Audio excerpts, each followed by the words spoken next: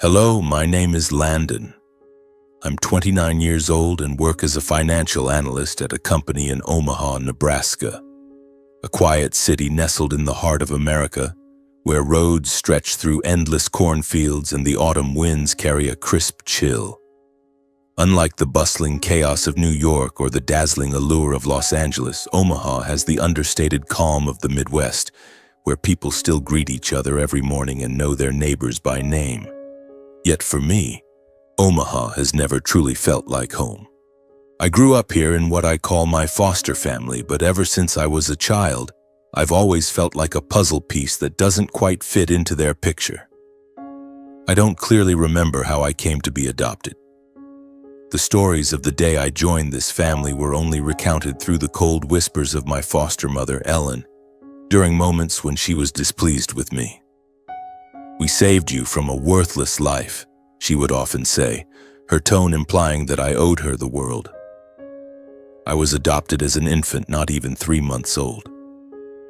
My foster parents, Robert and Ellen, were well off, living in a spacious 2-story house in the suburbs of Omaha, with a lush green lawn and a pristine white picket fence. They had 2 biological children, Eric, 2 years younger than me, and Hannah, 5 years my junior. On paper, I was part of this family, but in their hearts, I was merely a faint shadow. From a young age, I noticed I was different. It wasn't just that my dark brown hair or blue eyes didn't resemble anyone else's in the family, though that did make me wonder about my origins. The difference lay in how they treated me. During parent-teacher conferences at school, my foster mother would introduce Eric and Hannah as her son and daughter, but when it came to me, she'd simply say, "This is Landon." Nothing more, nothing less. The word son seemed too lavish to be used for me. I remember one time when I was about 7, standing in the corner of the room during a family Christmas party. Everyone was gathered, taking photos in front of a twinkling Christmas tree. But when I tried to join, Hannah pushed me away. "You don't need to be here," she said, her tone as if I were an uninvited guest. My foster mother just smiled, patted Hannah's head, and kept snapping photos. I stood there watching the flickering lights, feeling like the whole world was laughing and celebrating while I was left on the sidelines. All my efforts to be acknowledged were in vain. I excelled in school, always at the top of my class, bringing home report cards and certificates that covered the fridge. I helped my foster mother wash dishes, sweep the yard, even learned to fold clothes the way she liked. But all I got in return were cold nods or a curt "good." Once I overheard her talking to my foster father in the kitchen when they thought I was asleep. "He does it because he knows he has to. We gave him a home. He owes us." Those words cut like a knife into my tender heart. I wasn't their son. I was an obligation. But there was one person in this family who made me feel like I truly existed, my grandfather, Henry. He lived on a small farm 2 hours' drive from Omaha, where cornfields stretched endlessly and the night sky sparkled with stars. Every summer when school was out, I was sent to stay with him. Those were the only months I felt alive, truly loved. Grandpa never called me Landon in a dry, detached way. To him, I was kiddo, or my dear boy. He taught me how to fix cars in his garage, thick with the smell of motor oil, showed me how to grow tomatoes in his garden, and on quiet evenings he'd sit on the porch strumming folk tunes on his old guitar while I sang along, even though my voice was far from impressive. Grandpa was the only one who truly saw me. When I was 12, I sat with him on the porch swing watching a fiery red sunset on the horizon. I blurted out, "Grandpa, why don't Mom and Dad love me?" He stopped strumming, resting his hand on my shoulder. His eyes, etched with the wrinkles of time, looked at me for a long moment. "Landon," he said, his voice deep and warm, "you're the best thing that family doesn't know how to cherish. Don't let your kindness depend on how they treat you. You're worth so much more than that." Those words seared into my mind, a small flame flickering through my darkest days. I also remember another time when Grandpa took me out to the field behind his farm. As we sat watching the sunset, he suddenly asked, "Do you ever think about your real mother?" The question stunned me. I hadn't thought much about her. My foster mother always said my biological mother was irresponsible and that I shouldn't bother with her. But Grandpa's eyes, filled with mystery and concern, made my heart race. "I don't know," I replied, my voice trembling. "I don't think she wanted me." Grandpa took my hand, squeezing it tightly. "Never think that, Landon. There are stories you don't know yet, but one day it'll all make sense." Those vague words planted a seed of curiosity in me, a sense that my life might hold a secret bigger than I could imagine. But the warmth of those summers with Grandpa couldn't erase the loneliness inside me. Each time I returned to Omaha, I faced the cold indifference of my foster family. Eric always saw me as a rival not worth his attention. He'd mock me in front of his friends, calling me the stray when he thought no one could hear. Hannah was different. She wasn't openly cruel, but her eyes always held a distance, as if I were a stranger living under the same roof. I tried not to let it break me. I told myself that if I worked harder, studied better, behaved perfectly, one day they'd see me differently. But deep down, I knew that hope was as fragile as a thread. Every morning I woke up in my small attic room, the only one in the house without a big window overlooking the front yard. Eric and Hannah had spacious rooms decorated with posters and toys, while mine had just a single bed, an old desk, and a flickering desk lamp. I didn't complain. I'd learned that complaining only made my foster mother frown and say, "You should be grateful you have a place to sleep." But every time I walked down the stairs, I felt like a guest in my own home. There's one memory I'll never forget. When I was 14, the family threw a birthday party for Hannah. The living room was filled with cake, balloons, and laughter.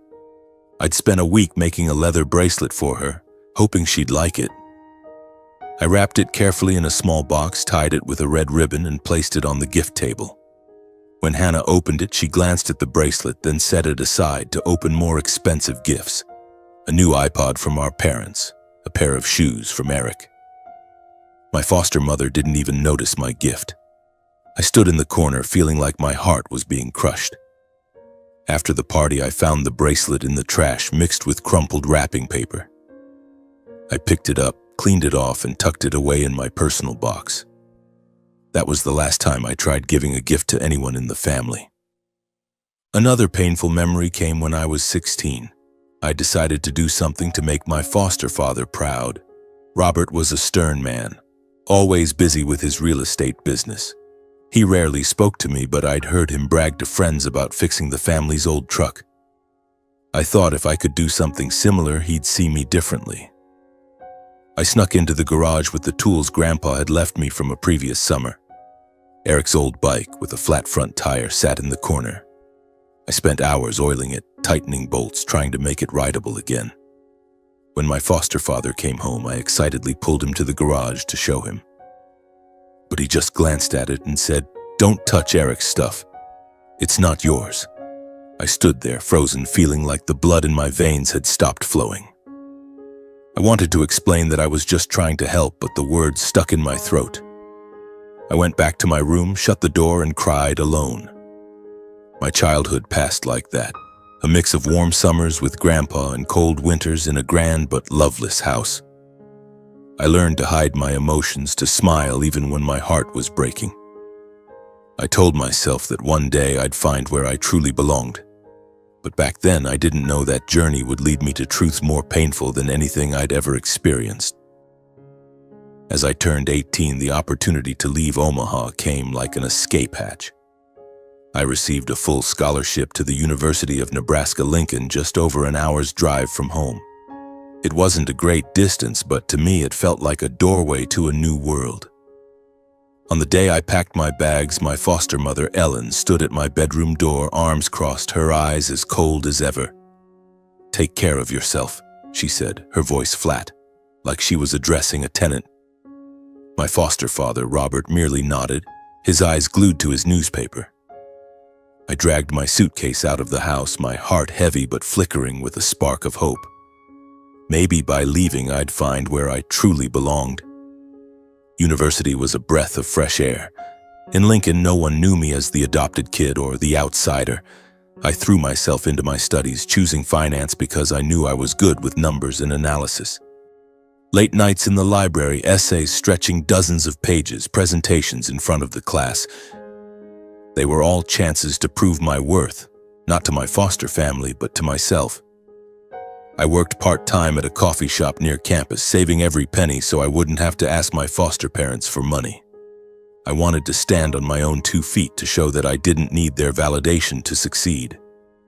But no matter how hard I tried, the feeling of being adrift clung to me. Lying in my dorm bed at night, listening to my roommates snoring, I often thought about my family. I wondered if they ever thought of me, if they were ever proud of how far I'd come. I wrote handwritten letters home, sharing small victories, like getting an A in macroeconomics or being chosen as a teaching assistant. But those letters only received brief email replies from my foster mother. "Good job, Landon. Keep it up." Nothing more, nothing less. I saved those emails in a separate folder on my computer, as a way to comfort myself that at least they responded. Every summer I returned to my grandfather's farm instead of the house in Omaha. Those days remained a balm for my soul. Grandpa was older now, his hair snow-white, his back slightly hunched, but his eyes still lit up whenever he saw me. He taught me new songs on his old guitar, told me stories of his youthful adventures, and sometimes he'd repeat the words that haunted me. "One day, Landon, you'll know the truth." I asked what he meant, but he'd only smile, pat my shoulder, and say, "Time will tell." I didn't dare press further, but those words grew like a mysterious seed in my heart. In my final year of college, I graduated with honors, top of my finance class. At the commencement ceremony, I stood on stage, accepting my diploma with a radiant smile, but inside I felt hollow. I had sent invitations to my foster parents, even called them directly to invite them. "We're very busy, Landon," my foster mother said over the phone, her voice flat, "but congratulations." I looked out at the audience, where other families were clapping, hugging, and taking photos. Only Grandpa was there, seated in the back row, wearing an old but neatly pressed suit. When I stepped off the stage, he hugged me so tightly I could feel the warmth of his chest. "I'm proud of you, kiddo," he whispered. I smiled, but tears silently fell. It was the first time I'd cried in front of him. After graduation, I received a job offer from a financial firm in Omaha. I decided to return, not for my foster family, but to be near Grandpa. The years working in Omaha after graduation were a time of building a new version of myself. I worked tirelessly, staying late at the office, poring over financial reports as if they held the key to a new life. My colleagues started calling me Iron Landon because I rarely rested or complained. But they didn't know that every night when I returned to my small apartment, I sat in the dark, listening to the folk songs Grandpa used to play, wondering if I was living the right way. As my career stabilized, my income grew. I began sending money to my foster parents each month, not because they asked, but because I thought it was a way to repay them. But whenever I called to check in, my foster mother would only say things like, "Thank you, but you don't have to do that." Eric and Hannah, now adults, still leaned on our parents.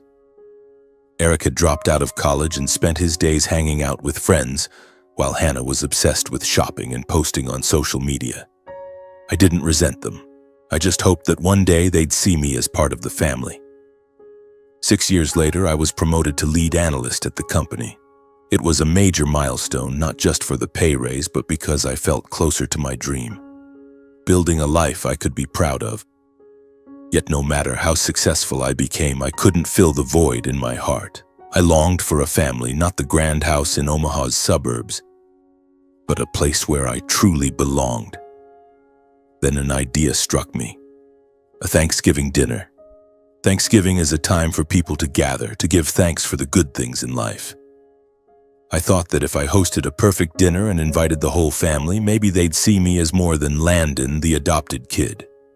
Maybe this time they'd look at me with warmer eyes.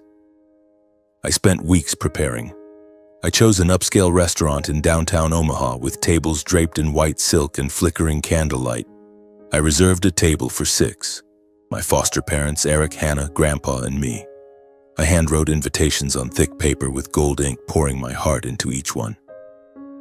"Dear Mom, I hope you'll come to share the joy of this holiday with me," I wrote in the card to my foster mother. I sent personal texts to Eric and Hannah asking them to make time for dinner. I even called my foster father saying how much I looked forward to seeing everyone. "I'll check my schedule," he said, his voice flat. I didn't let it discourage me. I pre-ordered the food: roast turkey, mashed potatoes, pumpkin pie, all the traditional dishes I knew they liked. Inside, a flame of hope burned brightly. Maybe this time they'll come, I told myself, though my heart trembled with fear. On Thanksgiving Day, I stood in front of the mirror in my small apartment, adjusting my tie and smoothing out the navy suit I'd carefully chosen. I looked into my own eyes in the reflection. Those deep blue eyes my foster mother once said didn't look like anyone else's in the family. I told myself, today will be different. Today, they'll see me. I arrived at the restaurant early at 5 p.m. as the sunset bathed Omaha's streets in golden light. The manager, a middle-aged woman with a warm smile, led me to the table I'd reserved. The setup was perfect: crisp white tablecloth, 6 gleaming silver place settings, and candles casting a soft orange glow. I checked everything, from the folded napkins to the small vase of flowers at the center. "Your family must be a lively bunch," the waitress said, smiling. I nodded, trying to hide the anxiety churning in my stomach. "Yeah, I hope so."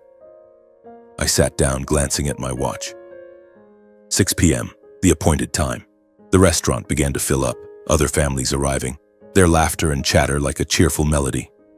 I checked my phone. No messages, no calls.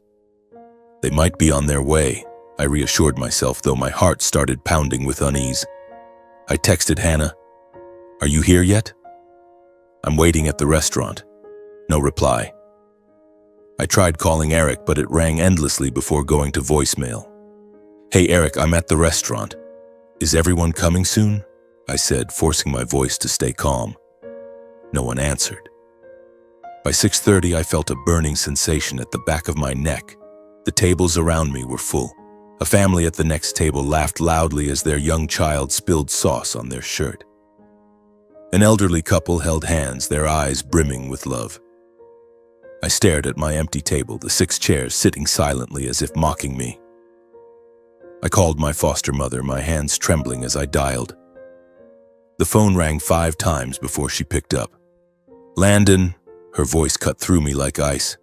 "Your father's not feeling well, and we've already eaten here. You'll manage, right?"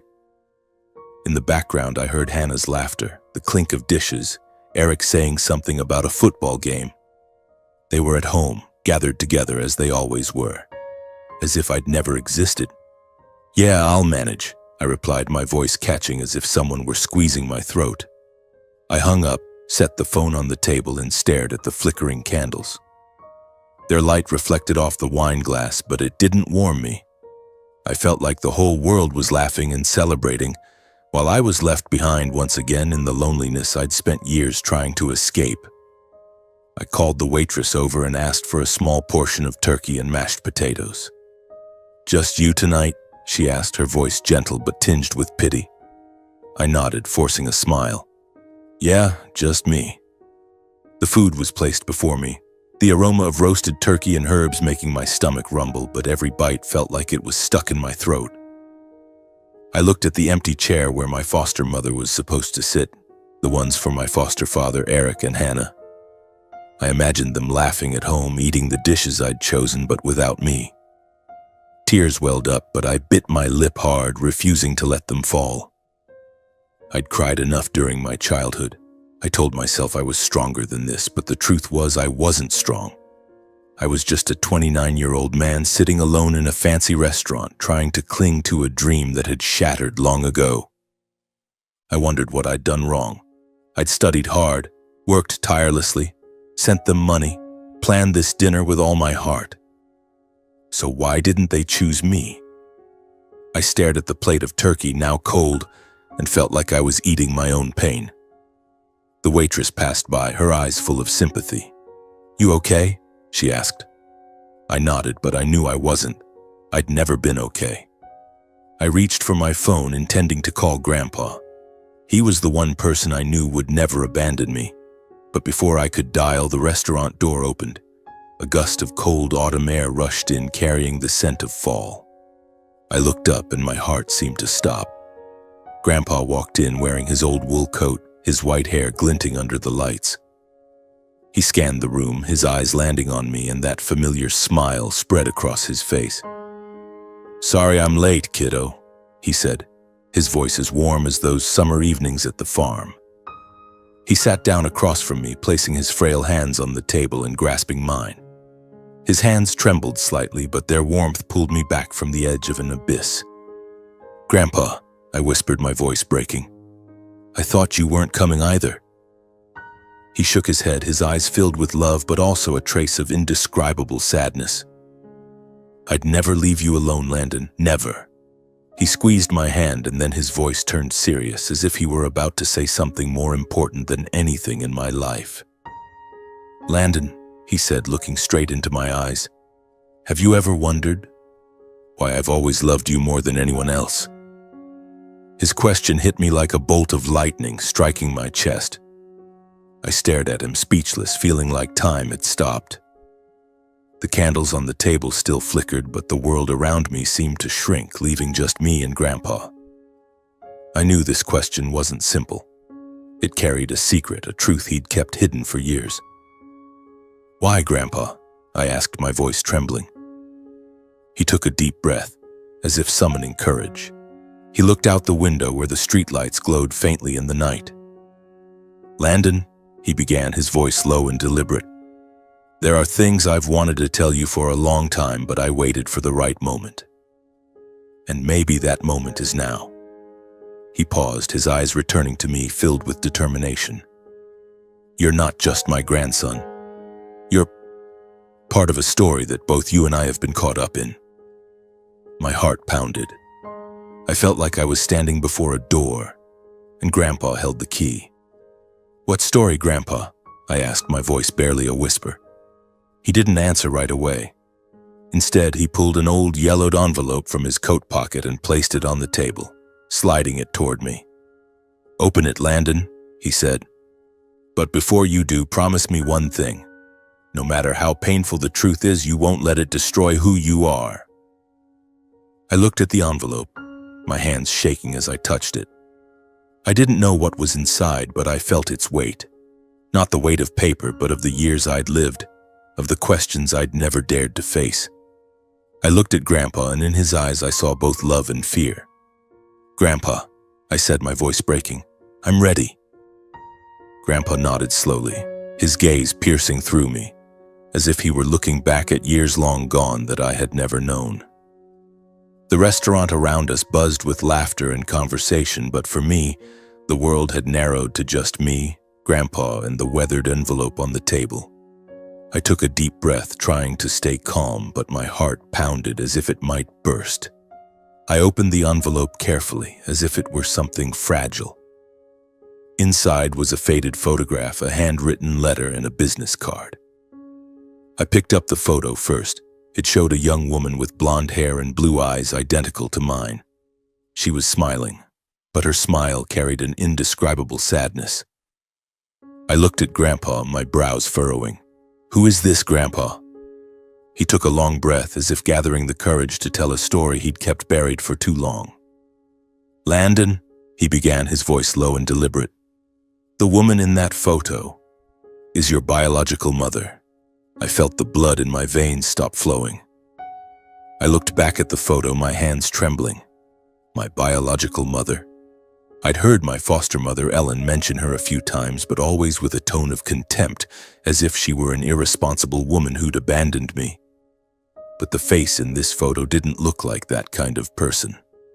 She looked fragile, like someone carrying a world of pain.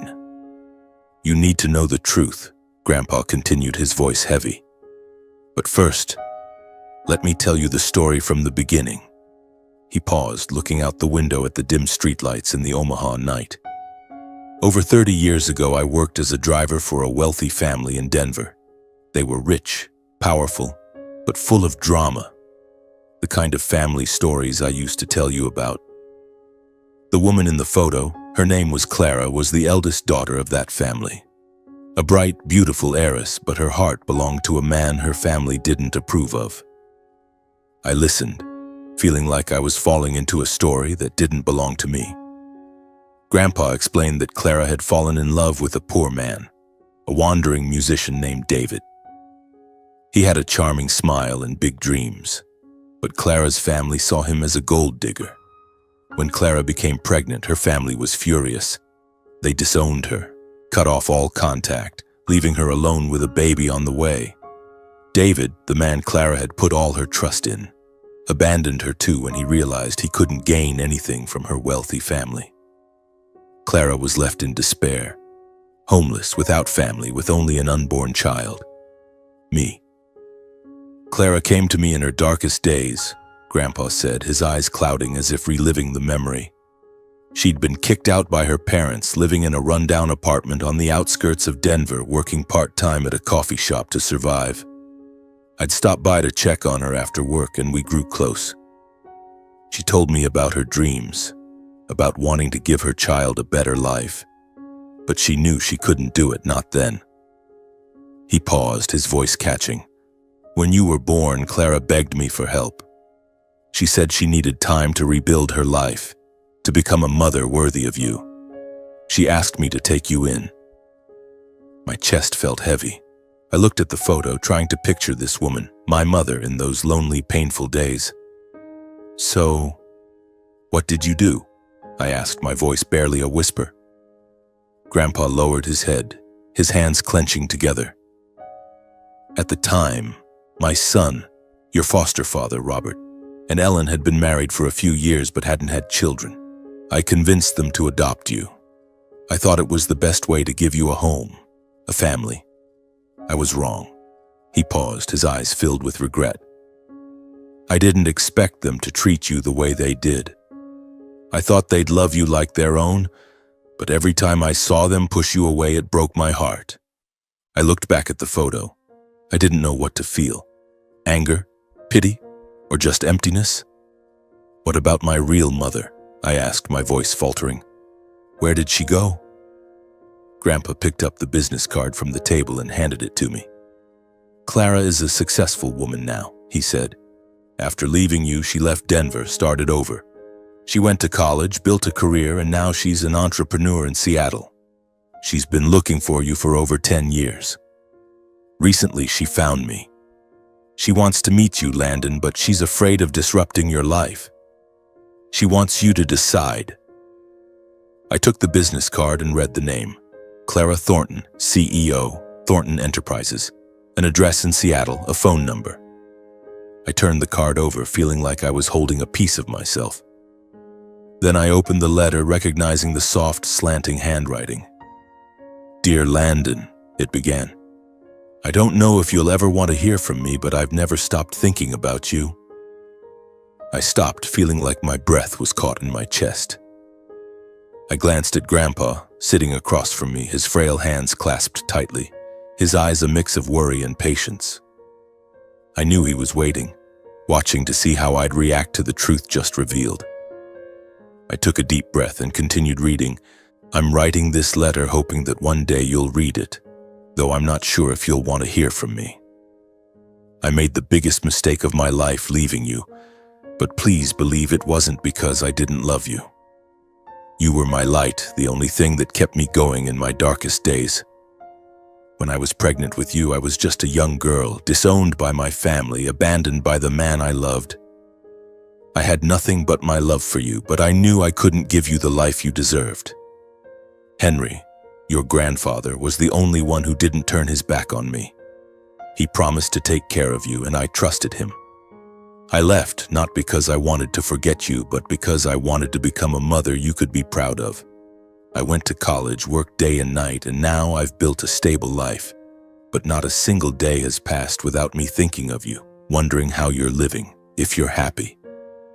I've been searching for you for over 10 years, but every time I think about meeting you, I'm afraid. Afraid you'll resent me, afraid I'll disrupt your life.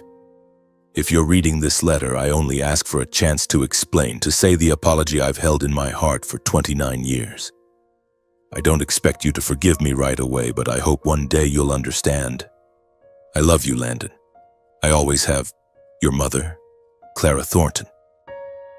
I folded the letter, tears silently streaming down my cheeks. I didn't know why I was crying. For Clara's pain, for the years I grew up in the cold indifference of my foster family, or for the feeling of having found a piece of myself yet fearing it might break me. I looked at the photo in my hand, Clara's face, her blue eyes so much like mine. I tried to imagine her in those days, a young woman alone holding me on her last night before entrusting me to Grandpa. I didn't know what to feel, anger, pity, or just an indescribable void. Grandpa, I said, my voice choked, what do I do now? I placed the letter on the table, looking at him, searching for an answer, a direction. Should I meet her, or forget this and keep living as if I never knew? Grandpa took my hand, his trembling but warm. Landon, he said, his voice low and gentle, I can't decide for you. This truth belongs to you, and only you know what your heart is telling you. I just want you to remember one thing. No matter how difficult the path you choose, you're never alone. I'll always be here. And Clara, she's waiting for you too. I looked into his eyes, seeing the sincerity and love he'd given me all these years. He wasn't just my grandfather. He was the one who kept his promise to Clara, who sheltered me when the world turned its back. I took a deep breath, feeling a decision forming in my heart. I want to meet her, I said, my voice steadier than I expected. I want to go to Seattle. I need to see what she's like now. And I need to hear her story from her own lips. Grandpa smiled, a smile of both pride and relief. Then do what feels right, kiddo. But before you go, is there anything else you want to do? Anything you need to settle before stepping into this new chapter? I thought for a moment, then an idea sparked. I want to stop by my foster parents' house, I said, my voice low but resolute. I want to tell them about this. Not to argue or blame, but to let them know I've found a part of myself. I want them to understand that I'm no longer the adopted kid they can ignore. Grandpa nodded, a glint of resolve in his eyes. All right, Landon, I'll go with you. Whatever happens, I'll be there. We left the restaurant, my mind still reeling from Clara's letter. The Omaha night was cold, the wind sending a shiver through me, but Grandpa's presence beside me made me feel grounded. We climbed into his old pickup truck, the familiar smell of motor oil and wood reminding me of summers at the farm. You sure about this, Landon? He asked as he started the engine. Facing them won't be easy. I'm sure, I replied, though a part of me was still afraid. I didn't know how my foster parents would react, but I knew I needed to do this, not to prove anything, but to close one chapter of my life before opening the next. We drove through Omaha's familiar streets, past houses glowing with Thanksgiving lights, families gathered together. When we pulled up to the grand two-story house of my foster parents, my heart pounded. Light spilled from the living room and I heard Hannah's laughter, Eric's lively chatter. They were still celebrating as if my dinner had never existed. I stepped out of the truck, Grandpa by my side. I knocked on the door, and when my foster mother, Ellen, opened it, her eyes flickered with surprise before settling back into their familiar coldness. Landon, she said, her voice flat. What brings you here so late? I need to talk, I said, trying to keep my voice steady. To everyone. She hesitated but opened the door wider. I stepped inside, Grandpa following, and saw my foster father, Robert, in his armchair. Eric and Hannah eating pumpkin pie on the sofa. They looked at me, but no one stood to greet me. What's this about, Landon? Robert asked, his tone slightly irritated, as if I were an inconvenience. I took a deep breath, feeling Grandpa's hand rest lightly on my shoulder. I just learned the truth about my biological mother, I said, my voice firm but tinged with emotion. She's alive and I'm going to Seattle to meet her. I just wanted you all to know because I've called you family for 29 years. Silence enveloped the room. Hannah stopped chewing, Her eyes flickering with unease, Eric smirked as if about to make a snide remark, but Grandpa's stern look silenced him. Ellen crossed her arms, her gaze icy. "Is that so?" she said, her voice dripping with sarcasm. "You think finding your real mother will change anything?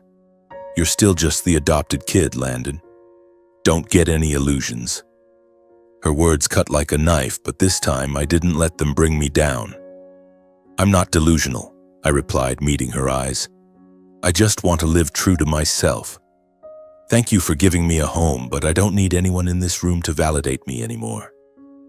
Robert stood, about to say something, but Grandpa raised a hand to stop him.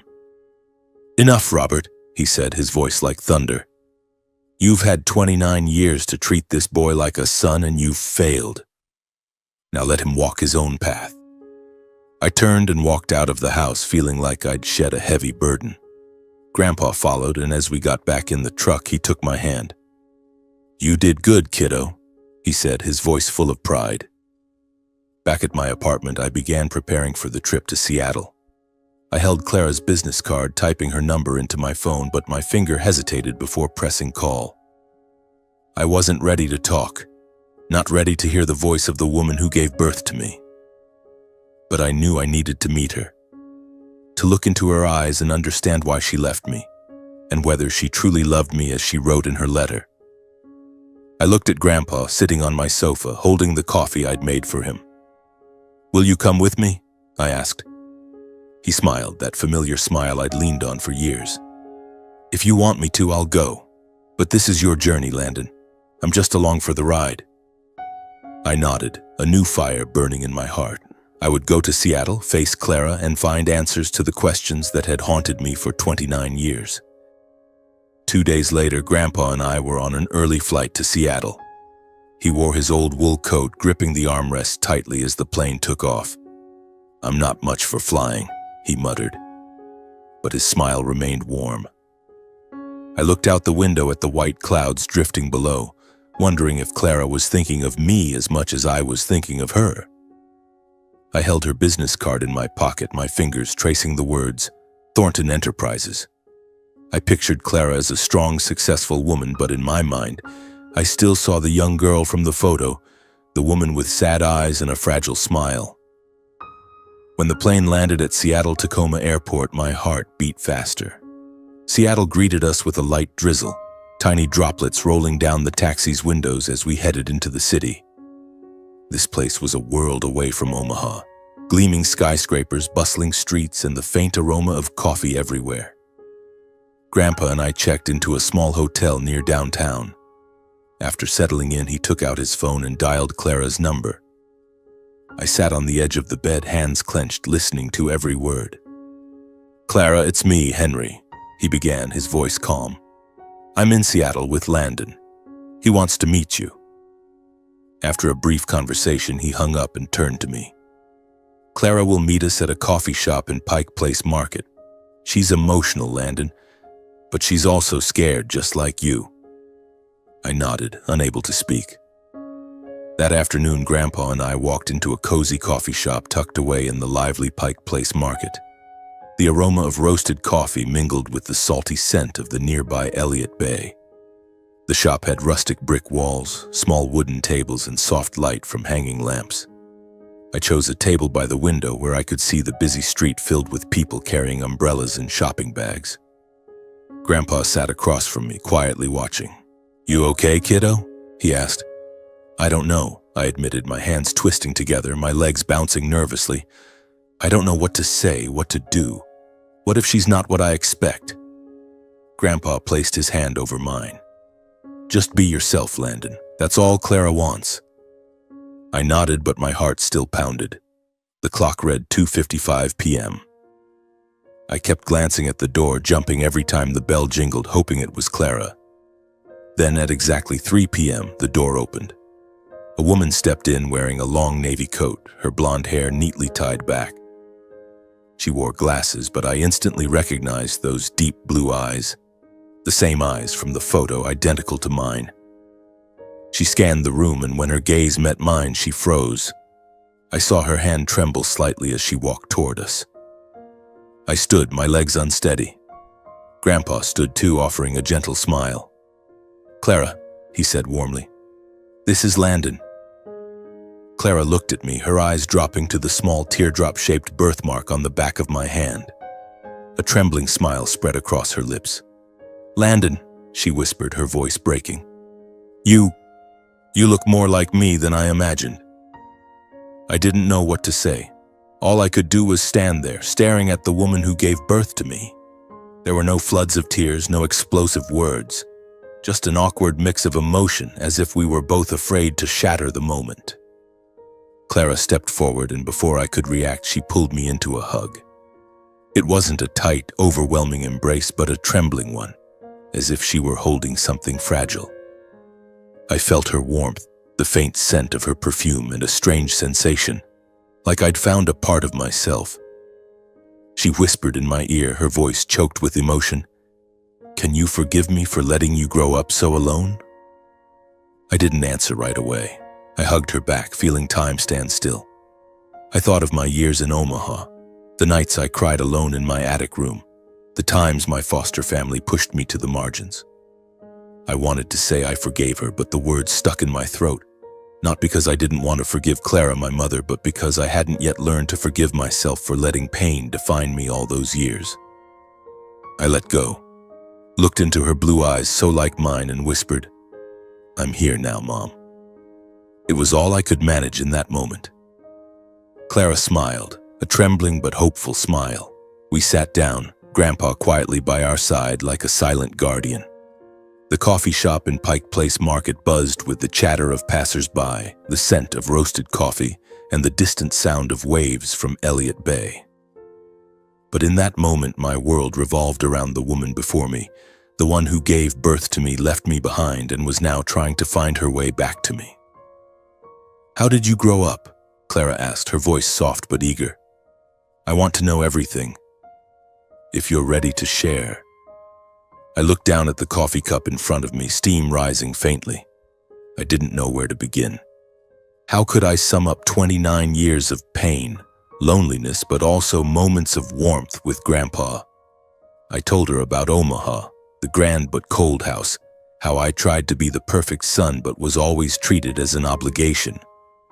I spoke of summers at Grandpa's farm, where I learned to fix cars, grow tomatoes, and play folk tunes on his old guitar. But I didn't mention the nights I cried alone, or the time I found the handmade bracelet in the trash after Hannah's birthday. Those scars were still too deep, and I wasn't ready to expose them.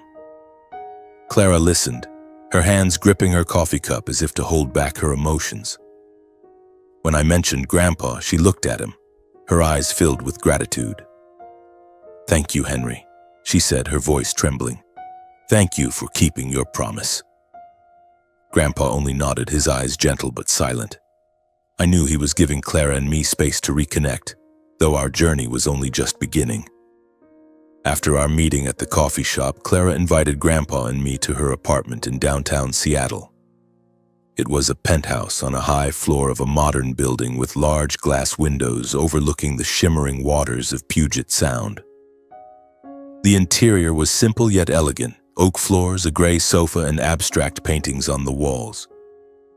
As I looked around, I couldn't help but compare it to the cramped attic room in Omaha where I grew up, with its flickering desk lamp and dreams that never came true. Clara led us to the living room and poured tea from a white porcelain pot. "Landon," she began cautiously, "I know I have no right to ask anything of you, but I want you to give me a chance to make things right. If you want, you can come here, live in Seattle. I can arrange a good position for you at Thornton Enterprises, or anything you want. I just want you to know that you always have a place here with me." Her offer stunned me. Part of me yearned to accept immediately, a new life, a real family, a place where I wouldn't have to prove my worth. But another part hesitated. I'd spent my whole life standing on my own, relying on no one. Accepting Clara's help, even as my mother, felt like giving up something, maybe my pride or the fear of being abandoned again. I looked at Grandpa, seeking guidance in his eyes. He gave a gentle smile as if he understood the storm inside me. "What do you think, Landon?" he asked. I took a deep breath, trying to sort through my tangled thoughts. "Thank you, Mom," I said, looking at Clara. "But I don't want to start with a position you've set up for me. If I work at Thornton Enterprises, I want to start from the bottom, like any other employee. I want to rise on my own, not because I'm your son, but because I deserve it." Clara looked at me, her eyes sparkling with a mix of surprise and pride. "You're more like me than I thought," she said, smiling. "All right, Landon, I respect your decision, but whatever you choose, I'll always be here." I nodded, feeling a weight lift off my shoulders. I wasn't just choosing a job, I was choosing how to live, how to define myself. And for the first time in my life, I felt I had the right to do so. A few days later, Clara and I convinced Grandpa to move to Seattle. "I'm getting old, Landon," he said, his voice teasing but his eyes brightening at the suggestion. "But if you and Clara want a grumpy old man hanging around, I won't object." Clara laughed heartily, the first time I'd seen her laugh so freely. "Henry, there's always room for you in my home," she said, "and I think a small garden on the balcony would suit you perfectly." I smiled, picturing Grandpa in Clara's modern penthouse, tending to tomatoes like he did at the farm. The thought warmed my heart. Grandpa wasn't just the man who nurtured me through my lonely years. He was the bridge between Clara and me, the one who kept his promise to both of us. I decided to stay at the penthouse with Grandpa, at least for a while, to be close to him and to learn more about the mother I'd been separated from for 29 years. I applied to Thornton Enterprises and was hired for an entry-level financial analyst position. Not because Clara pulled strings, but because my resume stood out. On my first day, standing in front of the company's gleaming glass building, I felt like a schoolboy on his first day of class. But this time, I wasn't afraid of rejection. I had Clara, Grandpa, and most importantly, myself. The weeks that followed in Seattle were a journey both unfamiliar and miraculous. Clara and I started with small things: dinners together, conversations about our likes, music, and the dreams we'd once had. She told me about her college days, how she stayed up late studying, how she stood in front of the mirror and told herself she had to succeed so she could find me one day. I shared stories of summers with Grandpa, how he taught me to play the guitar and told tales of Denver that I now knew were tied to her. Grandpa adapted quickly to life in Seattle. One evening, we sat together on the balcony looking out at the city lights.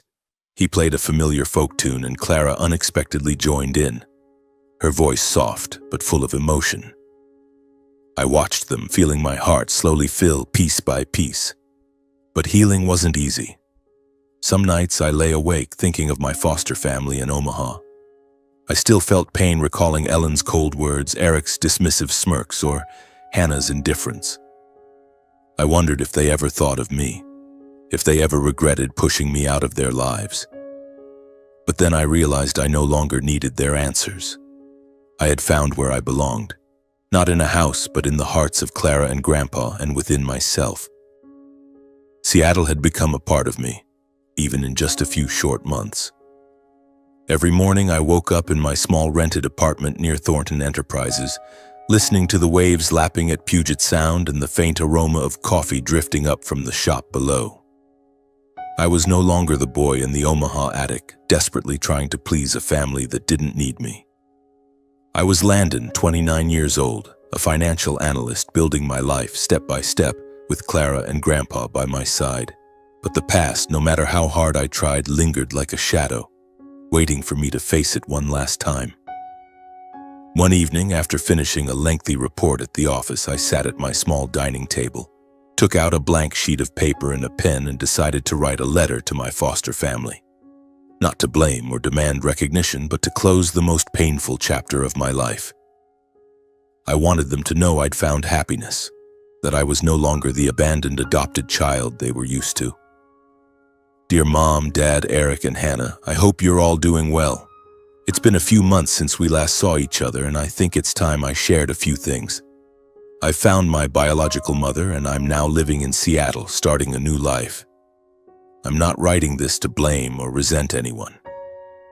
I just want to thank you for the years you gave me a roof over my head, even if it never truly felt like home. I've learned that family isn't just the people you live with. It's the ones who choose to love and cherish you. I found that here with my mother and grandpa. I don't expect you to change or feel regret. I only hope you live well as I'm trying to do. Wishing you all the best, Landon. I folded the letter, slipped it into an envelope, and mailed it the next morning. As the envelope left my hands at the post office, I felt a weight lift. I didn't need them to respond or apologize. That letter was my way of saying goodbye to the past, to the years I spent trying to belong somewhere that wasn't meant for me. 4 months later, I received a text from Hannah. It came unexpectedly while I was having lunch with a colleague at Thornton Enterprises. The message was brief, but Hannah's tone was different from her usual indifference. Landon, Mom and Dad are struggling. Eric blew all their savings on gambling. Can you help? I stared at the text, feeling a cold gust from Omaha sweep through me. I wasn't surprised to hear Eric was still living recklessly. He'd always spent money like water, leaning on our foster parents without considering the consequences. Hannah wasn't much different, with her designer bags and lavish trips funded by them. But this time I didn't feel obligated to help. I'd sent them money for years only to receive coldness in return.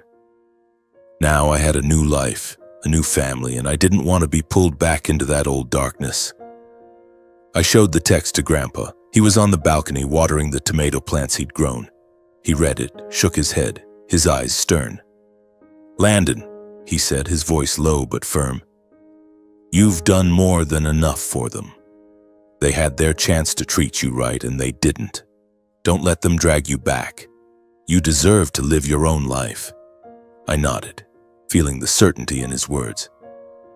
A few weeks later, Grandpa told me he'd called my foster father, Robert, and made it clear I was no longer responsible for them.